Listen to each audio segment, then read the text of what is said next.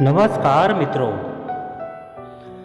दोस्तों, श्रीमद् भागवत गीता का 17वां अध्याय समाप्त होने के बाद आपके समक्ष प्रस्तुत है श्रीमद् भागवत गीता का 18वां अध्याय मोक्ष संन्यास योग। मित्रों, यह गीता का अंतिम अध्याय है जिसके पूर्वार्ध में योगेश्वर भगवान श्री कृष्ण द्वारा प्रस्तुत अनेक प्रश्नों का समाधान है तथा उत्तरार्ध में गीता का उपसंहार है कि गीता से लाभ क्या है। मनुष्य जो कुछ करता है उसमें कारण कौन है, कौन कराता है, भगवान कराते हैं या प्रकृति। यह प्रश्न पहले से आरंभ है जिस पर इस अध्याय में पुनः प्रकाश डाला गया। इसी प्रकार वर्ण व्यवस्था की चर्चा हो चुकी है। सृष्टि में व्याप्त उसके स्वरूप का विश्लेषण इस अध्याय में प्रस्तुत है। अंत में गीता से मिलने वाली विभूतियों पर प्रकाश डाला गया है। गत अध्याय में अनेक प्रकरणों का विभाजन सुनकर अर्जुन ने स्वयं एक प्रश्न श्री कृष्ण के समकक्ष रखा और कहा कि त्याग और संन्यास को भी विभाग सहित बताएं। इस अध्याय में संन्यास और त्याग का वास्तविक अर्थ बताया गया है कि कर्म, ज्ञान और भक्ति का समन्वय तीन गुणों सत्व, रजस, तमस के अनुसार कर्म, कर्ता, बुद्धि, धैर्य, सुख, स्वधर्म का पालन क्यों जरूरी है। ईश्वर को समर्पित होकर कर्म करने से मोक्ष की प्राप्ति। अर्जुन के सारे संशयों का पूर्ण समाधान इस अध्याय में बताया गया है। श्री कृष्ण ने कहा है, सब धर्मों को छोड़कर मेरी शरण में आओ, मैं तुम्हें मुक्त कर दूंगा। तो आइए मित्रों, सुनते हैं श्रीमद् भागवत गीता के पुण्य श्लोक। अर्जुन उवाच सन्न्यासस्य महाबाहो तत्त्वमिच्छामि वेदितुम् त्यागस्य च हृषीकेश पृथक् केशिनिषूदन। अर्जुन ने कहा, हे महाबाहु, मैं त्याग का उद्देश्य जानने का इच्छुक हूँ। और हे केशी निषूदन, हे ऋषिकेश, मैं त्यागमय जीवन संन्यास आश्रम का भी उद्देश्य जानना चाहता हूँ। तात्पर्य: वास्तव में भगवत गीता 17 अध्यायों में ही समाप्त हो जाती है। 18वां अध्याय तो पूर्व विवेचित विषयों का पूरक संक्षेप है। प्रत्येक अध्याय में भगवान बल देकर कहते हैं कि भगवान की सेवा ही जीवन का चरम लक्ष्य है। इसी विषय को इस 18वें अध्याय में ज्ञान के परम गुह्य मार्ग के रूप में संक्षेप में बताया गया है। प्रथम 6 अध्यायों में भक्ति योग पर बल दिया गया। योगी नाम अपि सर्वेशाम, अर्थात समस्त योगियों में से जो योगी अपने अंतर में सदैव मेरा चिंतन करता है वो सर्वश्रेष्ठ है। अगले 6 अध्यायों में शुद्ध भक्ति, उसकी प्रकृति तथा कार्यों का विवेचन है। अंत के 6 अध्यायों में ज्ञान, वैराग्य, अपरा तथा परा प्रकृति के कार्यों और भक्ति का वर्णन है। निष्कर्ष रूप में ये कहा गया है कि सारे कार्यों को परमेश्वर से युक्त होना चाहिए, जो ओम तत्सत शब्दों से प्रकट होता है, और ये शब्द परम पुरुष विष्णु के सूचक हैं। भगवत गीता के 3 खंड से यही प्रकट होता है कि भक्ति ही एकमात्र जीवन का चरम लक्ष्य है। पूर्ववर्ती आचार्यों तथा ब्रह्म सूत्र या वेदांत सूत्र का उद्धरण देकर इसकी स्थापना की गई है। कुछ निर्विशेषवादी वेदांत सूत्र के ज्ञान पर अपना एकाधिकार जानते हैं, लेकिन वास्तव में वेदांत सूत्र भक्ति को समझने के लिए है, क्योंकि ब्रह्म सूत्र के रचयिता, प्रणेता साक्षात भगवान हैं और वे ही इसके ज्ञाता हैं। इसका वर्णन 15वें अध्याय में हुआ है। प्रत्येक शास्त्र, प्रत्येक वेद का लक्ष्य भक्ति है।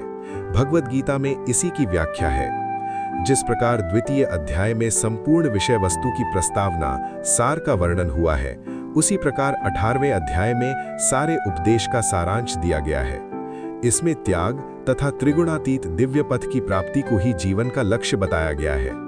अर्जुन भगवद गीता के दो विषयों का स्पष्ट अंतर जानना इच्छुक है, ये है त्याग तथा संन्यास। अतएव वो इन दोनों शब्दों के अर्थ की जिज्ञासा कर रहा है। इस श्लोक में परमेश्वर को संबोधित करने के लिए प्रयुक्त ऋषिकेश तथा केशी निषूदन, ये दो शब्द महत्वपूर्ण हैं। ऋषिकेश कृष्ण है, समस्त इंद्रियों के स्वामी, जो हमें मानसिक शांति प्राप्त करने में सहायक बनते हैं। अर्जुन उनसे प्रार्थना करता है कि वे सभी बातों को इस तरह संक्षिप्त कर दें जिससे वो समभाव में स्थिर रहे।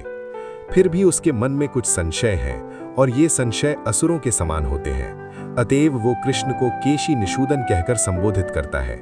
केशी अत्यंत दुर्जेय असुर था जिसका वध कृष्ण ने किया था। अब अर्जुन चाहता है कि वे उसके संशय रूपी असुर का वध करें। श्री भगवान उवाच काम्यानां कर्मणां न्यासं संन्यासं कवयो विदुः सर्वकर्म फल त्यागम प्राहुस्त्यागम विचक्षणाः। भगवान ने कहा, भौतिक इच्छा पर आधारित कर्मों के परित्याग को विद्वान लोग संन्यास कहते हैं और समस्त कर्म के फल त्याग को बुद्धिमान लोग त्याग कहते हैं। तात्पर्य, कर्म फल की आकांक्षा से किए गए कर्म का त्याग करना चाहिए, यही भगवद गीता का उपदेश है। लेकिन जिन कर्मों से उच्च आध्यात्मिक ज्ञान प्राप्त हो, उनका परित्याग नहीं करना चाहिए। अगले श्लोकों से ये स्पष्ट हो जाएगा। वैदिक साहित्य में किसी विशेष उद्देश्य से यज्ञ संपन्न करने की अनेक विधियों का उल्लेख है। कुछ यज्ञ ऐसे हैं जो अच्छी संतान प्राप्त करने के लिए या स्वर्ग की प्राप्ति के लिए किए जाते हैं, लेकिन जो यज्ञ इच्छाओं के वशीभूत हों, उनको बंद करना चाहिए। परंतु आध्यात्मिक ज्ञान में उन्नति या हृदय की शुद्धि के लिए किए जाने वाले यज्ञों का परित्याग करना उचित नहीं है। त्याज्यम दोषवदित्येके कर्म प्राहुर्मनीषिणः यज्ञदान तपः कर्म न त्याज्यमिति चापरे। कुछ विद्वान घोषित करते हैं कि समस्त प्रकार के सकाम कर्मों को दोषपूर्ण समझकर त्याग देना चाहिए, किंतु अन्य विद्वान मानते हैं कि यज्ञ, दान तथा तपस्या के कर्मों को कभी नहीं त्यागना चाहिए। तात्पर्य, वैदिक साहित्य में ऐसे अनेक कर्म हैं जिनके विषय में मतभेद है।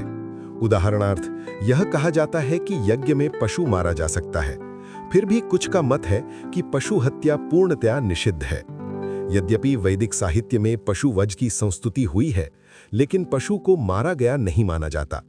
ये बलि पशु को नवीन जीवन प्रदान करने के लिए होती है। कभी कभी यज्ञ में मारे गए पशु को नवीन पशु जीवन प्राप्त होता है, तो कभी वो पशु तत्क्षण मनुष्य योनि को प्राप्त हो जाता है। लेकिन इस संबंध में मनीषियों में मतभेद है। कुछ का कहना है कि पशु हत्या नहीं की जानी चाहिए और कुछ कहते हैं कि विशेष यज्ञ बलि के लिए यह शुभ है। अब यज्ञ कर्म विषयक विभिन्न मतों का स्पष्टीकरण भगवान स्वयं कर रहे हैं। निश्चयं शृणु में तत्र त्यागे भरत सप्तम त्यागो ही पुरुष व्याघ्र त्रिविध संप्रकीर्तितः। हे भरत श्रेष्ठ, अब त्याग के विषय में मेरा निर्णय सुनो। हे नरशार्दूल, शास्त्रों में त्याग 3 तरह का बताया गया है। तात्पर्य, यद्यपि त्याग के विषय में विभिन्न प्रकार के मत हैं, लेकिन परम पुरुष श्री कृष्ण अपना निर्णय दे रहे हैं जिसे अंतिम माना जाना चाहिए। निसंदेह सारे वेद भगवान द्वारा प्रदत्त विभिन्न विधान नियम हैं। यहाँ पर भगवान साक्षात उपस्थित हैं, अतएव उनके वचनों को अंतिम मान लेना चाहिए।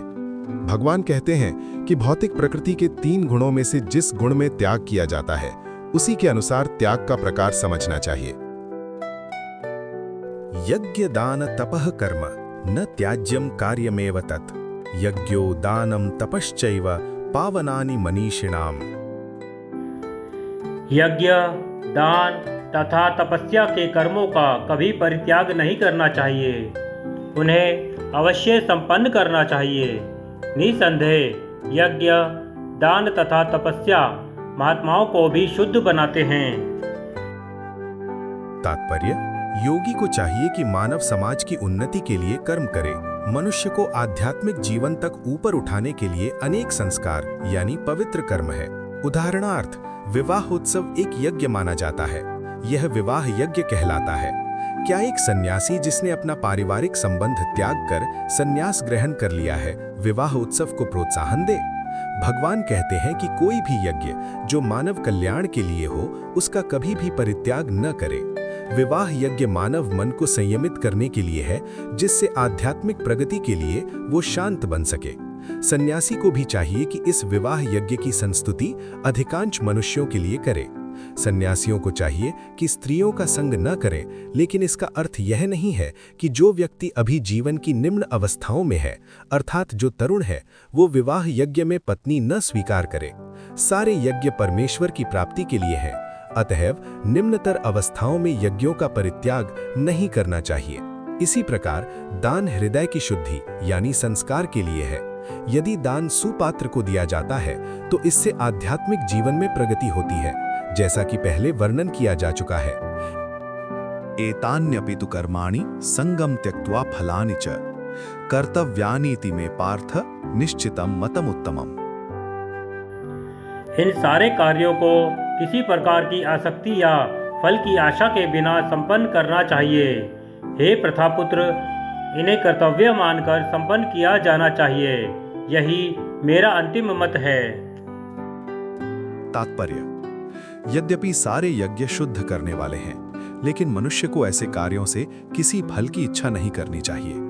दूसरे शब्दों में, जीवन में जितने सारे यज्ञ भौतिक उन्नति के लिए हैं, उनका परित्याग करना चाहिए।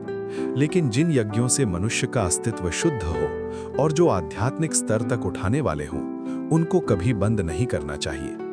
जिस किसी वस्तु से कृष्ण भावनामृत तक पहुंचा जा सके, उसको प्रोत्साहन देना चाहिए। श्रीमद् भागवत में भी ये कहा गया है कि जिस कार्य से भगवत भक्ति का लाभ हो, उसे स्वीकार करना चाहिए। यही धर्म की सर्वोच्च कसौटी है। भगवत भक्त को ऐसे किसी भी कर्म, यज्ञ या दान को स्वीकार करना चाहिए जो भगवत भक्ति करने में सहायक हो। नियतस्य तु संन्यासः कर्मणो नोपपद्यते, मोहात् तस्य परित्यागः तामसः परिकीर्तितः। निर्दिष्ट कर्तव्यों को कभी नहीं त्यागना चाहिए। यदि कोई मोहवश अपने नियत कर्मों का परित्याग कर देता है तो ऐसे त्याग को तामसी कहा जाता है। तात्पर्य: जो कार्य भौतिक तुष्टि के लिए किया जाता है उसे अवश्य ही त्याग दे, लेकिन जिन कार्यों से आध्यात्मिक उन्नति हो, यथा भगवान के लिए भोजन बनाना, भगवान को भोग अर्पित करना, फिर प्रसाद ग्रहण करना, उनकी संस्तुति की जाती है। कहा जाता है कि सन्यासी को अपने लिए भोजन नहीं बनाना चाहिए, लेकिन अपने लिए भोजन पकाना भले ही वर्जित हो, परमेश्वर के लिए भोजन पकाना वर्जित नहीं है। इसी प्रकार अपने शिष्य की कृष्ण भावनामृत में प्रगति करने में सहायक बनने के लिए सन्यासी विवाह यज्ञ संपन्न करा सकता है। यदि कोई ऐसे कार्यों का परित्याग कर देता है तो ये समझना चाहिए कि वो तमोगुण के अधीन है। दुःखमित्येव यत्कर्म काय क्लेश भयात् त्यजेत, सकृत्वा राजसं त्यागम नैव त्याग फलम लभेत। जो व्यक्ति नियत कर्मों को कष्टप्रद समझकर या शारीरिक कलेश के भय से त्याग देता है, उसके लिए कहा जाता है कि उसने यह त्याग रजोगुण में किया है। ऐसा करने से कभी त्याग का उच्च फल प्राप्त नहीं होता। तात्पर्य: जो व्यक्ति कृष्ण भावनामृत को प्राप्त है, उसे इस भय से अर्थपार्जन बंद नहीं करना चाहिए कि वह सकाम कर्म कर रहा है। यदि कोई कार्य करके कमाए धन को कृष्ण भावनामृत में लगाता है, या यदि कोई प्रातः काल जल्दी उठकर दिव्य कृष्ण भावनामृत को अग्रसर करता है, तो उसे चाहिए कि वह डर कर या ये सोचकर कि ऐसे कार्य कष्टप्रद हैं, उन्हें त्यागे नहीं। ऐसा त्याग राजसी होता है। राजसी कर्म का फल सदैव दुखद होता है। यदि कोई व्यक्ति इस भाव से कर्म त्याग करता है तो उसे त्याग का फल कभी नहीं मिल पाता। कार्यमित्येव यत् कर्म नियतं क्रियते अर्जुन, संगम त्यक्त्वा फलं चैव स त्यागः सात्विको मतः। हे अर्जुन, जब मनुष्य नियत कर्तव्य को करणीय मानकर करता है और समस्त भौतिक संगति तथा फल की आसक्ति को त्याग देता है, तो उसका त्याग सात्विक कहलाता है। तात्पर्य: नियत कर्म इसी मनोभाव से किया जाना चाहिए। मनुष्य को फल के प्रति अनासक्त होकर कर्म करना चाहिए। उसे कर्म के गुणों से विलग हो जाना चाहिए। जो व्यक्ति कृष्ण भावनामृत में रहकर कारखाने में कार्य करता है, वह न तो कारखाने के कार्य से अपने को जोड़ता है, न ही कारखाने के श्रमिकों से। वह तो मात्र कृष्ण के लिए कार्य करता है, और जब वह इसका फल कृष्ण को अर्पण कर देता है तो वह दिव्य स्तर पर कार्य करता है। न द्वेष्ट अकुशलम कर्मा कुशले नानुषज्जते, त्यागी सत्व समाविष्टो मेधावी छिन्न संशयः।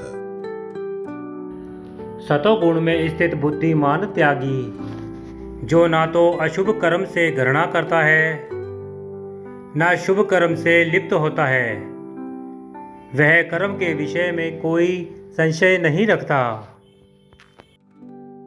तात्पर्य: कृष्ण भावना भावित व्यक्ति या सतोगुणी व्यक्ति न तो किसी व्यक्ति से घृणा करता है, न अपने शरीर को कष्ट देने वाली किसी बात से। वह उपयुक्त स्थान पर तथा उचित समय पर बिना डरे अपना कर्तव्य करता है। ऐसे व्यक्ति को, जो आध्यात्म को प्राप्त है, सर्वाधिक बुद्धिमान तथा अपने कर्मों में संशय रहित मानना चाहिए। न हि देह भृता त्यक्तुम कर्माण्यशेषतः, यस्तु कर्म फल त्यागी सत्यागीत्यभिधीयते। निसंदेह किसी भी देहधारी प्राणी के लिए समस्त कर्मों का परित्याग कर पाना असंभव है, लेकिन जो कर्म फल का परित्याग करता है वह वास्तव में त्यागी कहलाता है। तात्पर्य: भगवद गीता में कहा गया है कि मनुष्य कभी भी कर्म का त्याग नहीं कर सकता। अतएव जो कृष्ण के लिए कर्म करता है और कर्म फलों को भोगता नहीं तथा जो कृष्ण को सब कुछ अर्पित करता है, वही वास्तविक त्यागी है। अंतर्राष्ट्रीय कृष्ण भावनामृत संघ में अनेक सदस्य हैं जो अपने अपने कार्यालयों, कारखानों या अन्य स्थानों पर कठिन श्रम करते हैं, और वे जो कुछ कमाते हैं उसे संघ को दान दे देते हैं। ऐसे महात्मा व्यक्ति वास्तव में सन्यासी हैं और वे सन्यास में स्थित होते हैं। यहाँ स्पष्ट रूप से बताया गया है कि कर्म फलों का परित्याग किस प्रकार और किस प्रयोजन के लिए किया जाए। अनिष्ट मिष्टम मिश्रम च त्रिविधम कर्मणा फलम भवति अत्यागिनां प्रेत्य न तु सन्यासिनां क्वचित। जो त्यागी नहीं है उसके लिए इच्छित, इष्ट, अनिच्छित, अनिष्ट तथा मिश्रित, ये 3 प्रकार के कर्मफल मृत्यु के बाद मिलते हैं। लेकिन जो सन्यासी है उन्हें ऐसे फल का सुख दुख नहीं भोगना पड़ता। तात्पर्य: जो कृष्ण भावनामय व्यक्ति कृष्ण के साथ अपने संबंध को जानते हुए कर्म करता है, वो सदैव मुक्त रहता है। अतएव उसे मृत्यु के पश्चात अपने कर्म फलों का सुख दुख नहीं भोगना पड़ता। पंचैतानि महाबाहो कारणानि निबोध में, सांख्ये कृतान्ते प्रोक्तानि सिद्धये सर्वकर्मणाम। हे महाबाहु अर्जुन, वेदांत के अनुसार समस्त कर्म की पूर्ति के लिए 5 कारण हैं। अब तुम इन्हें मुझसे सुनो। तात्पर्य: यहाँ पर प्रश्न पूछा जा सकता है कि चूंकि प्रत्येक कर्म का कुछ न कुछ फल होता है, तो फिर ये कैसे संभव है कि कृष्ण भावनामय व्यक्ति को कर्म के फलों का सुख दुख नहीं भोगना पड़ता। भगवान वेदांत दर्शन का उदाहरण ये दिखाने के लिए देते हैं कि ये किस प्रकार संभव है। वे कहते हैं कि समस्त कर्मों के 5 कारण होते हैं। अतः किसी कर्म में सफलता के लिए इन 5 कारणों पर विचार करना होगा। सांख्य का अर्थ है ज्ञान का आधार स्तंभ, और वेदांत अग्रणी आचार्यों द्वारा स्वीकृत ज्ञान का चरम आधार स्तंभ है। यहाँ तक कि शंकर भी वेदांत सूत्र को इसी रूप में स्वीकार करते हैं। अतएव ऐसे शास्त्र की राय ग्रहण करनी चाहिए। चरम नियंत्रण परमात्मा में निहित है। जैसा कि भगवद गीता में कहा गया है, सर्वस्य चाहम विधि सन्निविष्टः। वे प्रत्येक व्यक्ति को उसके पूर्व कर्मों का स्मरण कराकर किसी न किसी कार्य में प्रवृत्त करते रहते हैं, और जो कृष्ण भावनामय कर्म अंतर्यामी भगवान के निर्देशानुसार किए जाते हैं, उनका फल ना तो इस जीवन में ना ही मृत्यु के पश्चात मिलता है। अधिष्ठानम तथा कर्ता कर्णम च पृथक विधम विविधाश्च पृथक चेष्टा दैवम चैवात्र पंचमम। कर्म का स्थान शरीर, कर्ता, विभिन्न इंद्रियां, अनेक प्रकार की चेष्टाएं तथा परमात्मा, ये 5 कर्म के कारण हैं। तात्पर्य: अधिष्ठानम शब्द शरीर के लिए आया है। शरीर के भीतर आत्मा कर्म करता है, जिससे कर्म फल होता है। अतएव ये कर्ता कहलाता है। आत्मा ही ज्ञाता तथा कर्ता है, इसका उल्लेख श्रुति में है। एष हि दृष्टा सृष्टा। वेदांत सूत्र में भी ज्ञो अतएव तथा कर्ता शास्त्रार्थवत्वात् श्लोकों से इसकी पुष्टि होती है। कर्म के उपकरण इंद्रियां हैं और आत्मा इन्हीं इंद्रियों के द्वारा विभिन्न कर्म करता है। प्रत्येक कर्म के लिए पृथक चेष्टा होती है, लेकिन सारी कार्यकलाप परमेश्वर की इच्छा पर निर्भर करते हैं, जो प्रत्येक हृदय में मित्र रूप में आसीन है। परमेश्वर परम कारण है। अतएव जो इन परिस्थितियों में अंतर्यामी परमात्मा के निर्देश के अंतर्गत कृष्ण भावनामय होकर कर्म करता है, वो किसी कर्म से बंधा नहीं। जो पूर्ण कृष्ण भावनामय है, वे अंततः अपने कर्मों के लिए उत्तरदायी नहीं होते। सब कुछ परम इच्छा परमात्मा भगवान पर निर्भर है। शरीर वांग मनोभिर्यत् कर्म प्रारभते नरः न्याय्यं वा विपरीतं वा पंचैते तस्य हेतवः। मनुष्य अपने शरीर, मन या वाणी से जो भी उचित या अनुचित कर्म करता है, वह इन 5 कारणों के फल स्वरूप होता है। तात्पर्य: इस श्लोक में न्याय्य यानी उचित तथा विपरीत यानी अनुचित शब्द अत्यंत महत्वपूर्ण है। सही कार्य शास्त्रों में निर्दिष्ट निर्देशों के अनुसार किया जाता है और अनुचित कार्य में शास्त्रीय आदेशों की अवहेलना की जाती है। किंतु जो भी कर्म किया जाता है, उसकी पूर्णता के लिए इन 5 कारणों की आवश्यकता पड़ती है। तत्रैवं सति कर्तारमात्मानं केवलं तु यः पश्यत्यकृत बुद्धित्वान् न स पश्यति दुर्मतिः। अतएव जो इन 5 कारणों को ना मानकर अपने आप को ही एकमात्र कर्ता मानता है, वह निश्चय ही बहुत बुद्धिमान नहीं होता और वस्तुओं को सही रूप में नहीं देख सकता।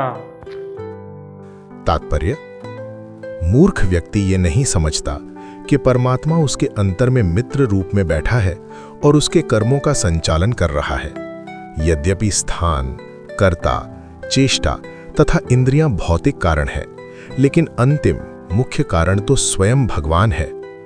अतएव मनुष्य को चाहिए कि केवल 4 भौतिक कारणों को ही न देखे, अपितु परम सक्षम कारण को भी देखे। जो परमेश्वर को नहीं देखता, वो अपने आप को ही कर्ता मानता है। यस्य नाहंकृतो भावो बुद्धिर्यस्य न लिप्यते हत्वापि स इमान लोकान न हन्ति न निबध्यते। जो मिथ्या अहंकार से प्रेरित नहीं है, जिसकी बुद्धि बंधी नहीं है, वह इस संसार मनुष्यों को मारता हुआ भी नहीं मारता, ना ही वह अपने कर्मों से बंधा होता है। तात्पर्य: इस श्लोक में भगवान अर्जुन को बताते हैं कि युद्ध न करने की इच्छा अहंकार से उत्पन्न होती है। अर्जुन स्वयं को कर्ता मान बैठा था, लेकिन उसने अपने भीतर तथा बाहर परम परमात्मा के निर्देश पर विचार नहीं किया था। यदि कोई ये न जाने कि कोई परम निर्देश भी है, तो वो कर्म क्यों करे? लेकिन जो व्यक्ति कर्म के उपकरणों को कर्ता रूप में अपने को तथा परम निर्देशक के रूप में परमेश्वर को मानता है, वो प्रत्येक कार्य को पूर्ण करने में सक्षम है। ऐसा व्यक्ति कभी मोहग्रस्त नहीं होता। जीव में व्यक्तिगत कार्यकलाप तथा उसके उत्तरदायित्व का उदय मिथ्या अहंकार से तथा ईश्वर विहीनता या कृष्ण भावनामृत के अभाव से होता है। जो व्यक्ति कृष्ण भावनामृत में परमात्मा या भगवान के आदेशानुसार कर्म करता है, वो वध करता हुआ भी वध नहीं करता, न ही वो कभी ऐसे वध के फल भोगता है। जब कोई सैनिक अपने श्रेष्ठ अधिकारी सेनापति की आज्ञा से वध करता है, तो उसको दंडित नहीं किया जाता। लेकिन यदि वही सैनिक स्वेच्छा से वध कर दे, तो निश्चित रूप से न्यायालय द्वारा उसका निर्णय होता है। ज्ञानम ज्ञेयम परिज्ञाता त्रिविधा कर्म चोदना करणम कर्म कर्तेति त्रिविधाः कर्म संग्रहः। ज्ञान, ज्ञेय तथा ज्ञाता, ये तीनों कर्म को प्रेरणा देने वाले करण हैं। इंद्रियां, करण, कर्म तथा कर्ता, ये तीन कर्म के संघटक हैं। तात्पर्य: दैनिक कार्य के लिए तीन प्रकार की प्रेरणाएं हैं: ज्ञान, ज्ञेय तथा ज्ञाता। कर्म का उपकरण करण, स्वयं कर्म तथा कर्ता, ये तीनों कर्म के संघटक कहलाते हैं। किसी भी मनुष्य द्वारा किए गए किसी कर्म में ये ही तत्व रहते हैं। कर्म करने के पूर्व कुछ न कुछ प्रेरणा होती है। किसी भी कर्म से पहले प्राप्त होने वाला फल कर्म के सूक्ष्म रूप में वास्तविक बनता है। इसके बाद वो क्रिया का रूप धारण करता है। पहले मनुष्य को सोचने, अनुभव करने तथा इच्छा करने जैसी मनोवैज्ञानिक विधियों का सामना करना होता है, जिसे प्रेरणा कहते हैं।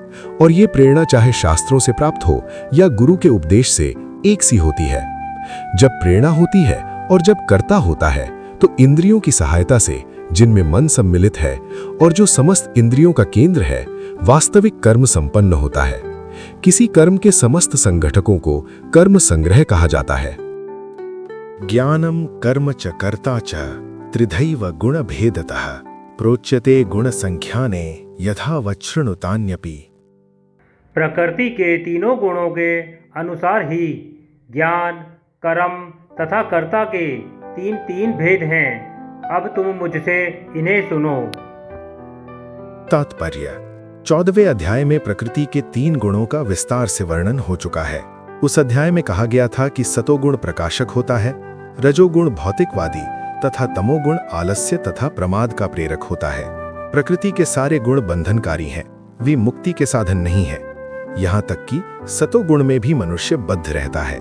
17वें अध्याय में विभिन्न प्रकार के मनुष्यों द्वारा विभिन्न गुणों में रहकर की जाने वाली विभिन्न प्रकार की पूजा का वर्णन किया गया।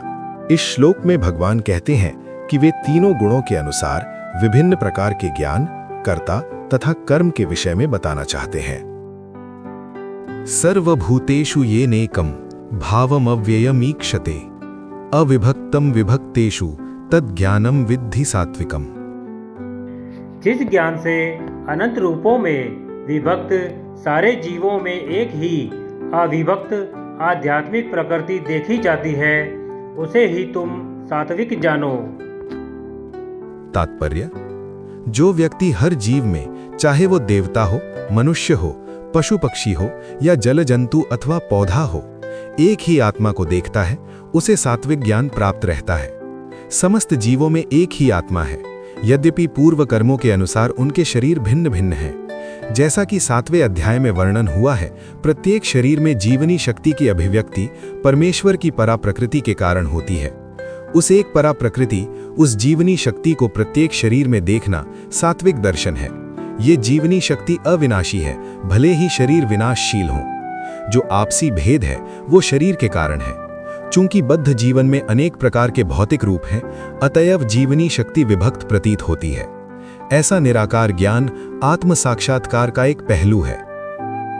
पृथक्त्वेन तु यद् ज्ञानम नाना भावान पृथक विधान वेत्ति सर्वेषु भूतेषु तद् ज्ञानम विद्धि राजसम।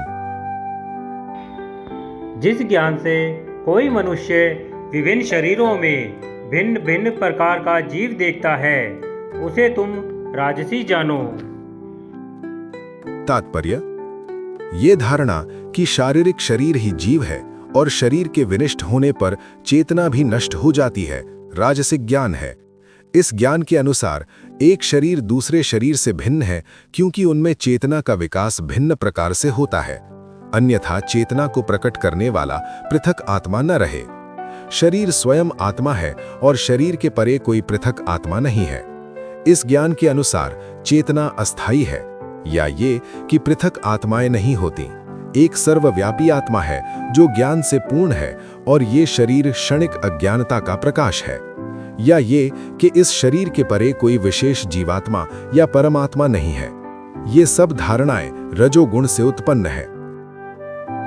यत्तु कृत्स्नवदेकस्मिन् कार्ये सक्तमहेतुकम् अतत्वार्थवदल्पं च तत्तामसमुदाहृतम्। और वह ज्ञान जिसे मनुष्य किसी एक प्रकार के कार्य को जो अति तुच्छ है सब कुछ मानकर सत्य को जाने बिना उसमें लिप्त रहता है, तामसी कहा जाता है। तात्पर्य: सामान्य मनुष्य का ज्ञान सदैव तामसी होता है, क्योंकि प्रत्येक बद्ध जीव तमोगुण में ही उत्पन्न होता है। जो व्यक्ति प्रमाणों से या शास्त्रीय आदेशों के माध्यम से ज्ञान अर्जित नहीं करता, उसका ज्ञान शरीर तक ही सीमित रहता है। उसे शास्त्रों के अनुदेशानुसार कार्य करने की चिंता नहीं होती। उसके लिए धन ही ईश्वर है और ज्ञान का अर्थ शारीरिक आवश्यकताओं की तुष्टि है। ऐसे ज्ञान का परम सत्य से कोई संबंध नहीं होता। यह बहुत कुछ साधारण पशुओं के ज्ञान यथा खाने, सोने, रक्षा करने तथा मैथुन करने का ज्ञान जैसा है। ऐसे ज्ञान को यहाँ पर तमोगुण से उत्पन्न बताया गया है। दूसरे शब्दों में, इस शरीर से परे आत्मा संबंधी ज्ञान सात्विक ज्ञान कहलाता है। जिस ज्ञान से लौकिक तर्क तथा चिंतन यानी मनोधर्म से नाना प्रकार के सिद्धांत तथा वाद जन्म ले, वो राजसी है, और शरीर को सुखमय बनाए रखने वाला ज्ञान को तामसी कहा जाता है। नियतम संग रहितम अराग द्वेषतः कृतम अफल प्रेप्सुना कर्म यत् तत्सात्विकम उच्यते। जो कर्म नियमित है और जो आसक्ति, राग या द्वेष से रहित कर्मफल की चाह के बिना किया जाता है, वह सात्विक कहलाता है।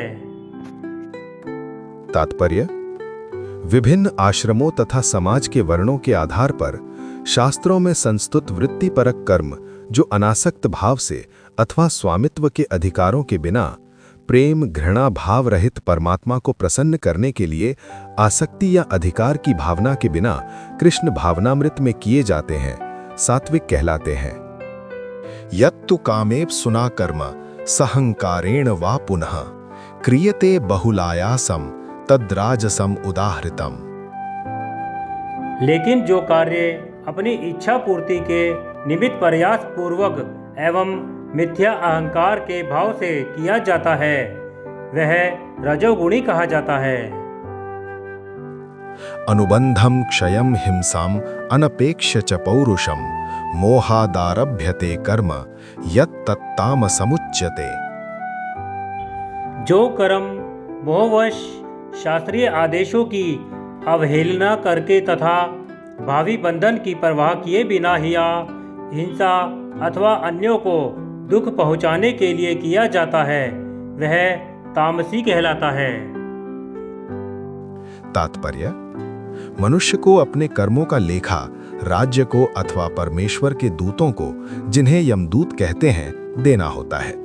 उत्तरदायित्वहीन कर्म विनाशकारी है, क्योंकि इससे शास्त्रीय आदेशों का विनाश होता है।